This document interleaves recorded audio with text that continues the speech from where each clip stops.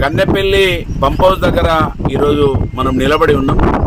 హరీష్ రావు గారు ఏదైతే కన్నెపల్లి లైవ్ వాటర్ను తీసుకోవచ్చు, రైతులను రక్షించవచ్చని ఏదైతే నిన్న ఈ సమాజం ముందుంచిండ్రో, ఇవాళ నగ్న సత్యంగా మనకు గోదావరిలో లైవ్ వాటర్ పోతా ఉన్నాయి.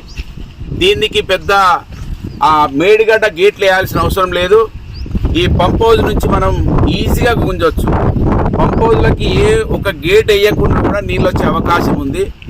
మేడిగడ్డ గేట్లు వేయకుండా కూడా ఈ నీళ్ళని తీసుకొని మీది ప్రాంత రైతులను కాపాడుకునే అవకాశం ఉన్నది. వరుణ దేవుడు కరుణించలేదు. ఇవాళ జూలై 7వ తేదీన ఉన్నాం మనం.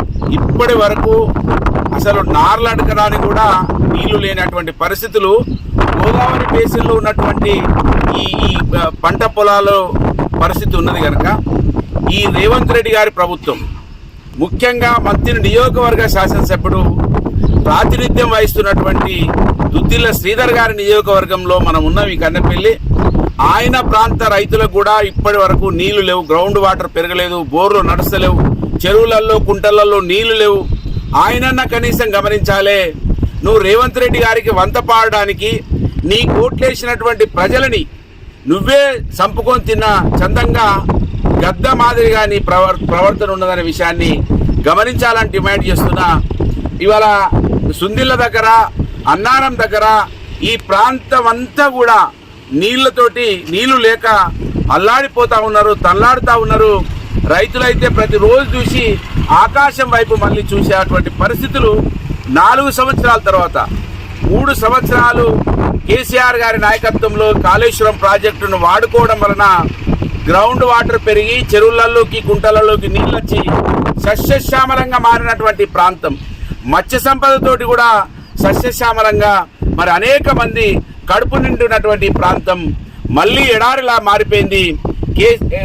మన హరీష్ రావు గారు ఏదైతే నిన్న చెప్పిండ్రో లైవ్ చూపించడానికి నేను ఇక్కడ రావడం జరిగింది. హరీష్ రావు గారు ఏదైతే అనౌన్స్మెంట్ చేసిండో కన్నెపల్లి పంప్ హౌస్ లక్షల మందిని తీసుకెళ్లి మేము ఆన్ చేస్తామని చెప్పిర్రో నేను స్వాగతిస్తా ఉన్నాను. ఈ నియోజకవర్గ మాజీ శాసనసభ్యుడిగా, బీఆర్ఎస్ పార్టీ ఇన్ఛార్జిగా ఇది రావాలే, కన్నెపల్లి పంప్ హౌస్ ఆన్ చేయాల్సిన అవసరం ఉన్నది. ఈ రైతాంగం అంతా కోరుతా ఉన్నది. మా భూములు అప్పుడు ఇచ్చినప్పుడు బాధపడ్డం, ఇవాళ మా భూములు ఇచ్చి ఈ ప్రాజెక్టు ఎడారిగా మారిపోతే చూడలేకపోతున్నాం అని బాధపడతా ఉన్నారు. కనుక ఈ కేసీఆర్ గారిని, హరీష్ రావు గారిని ఈ పంప్ హౌస్ల ప్రారంభం కోసం, ఆన్ చేయడానికి కోసం రావాలని స్వాగతిస్తా ఉన్నాను.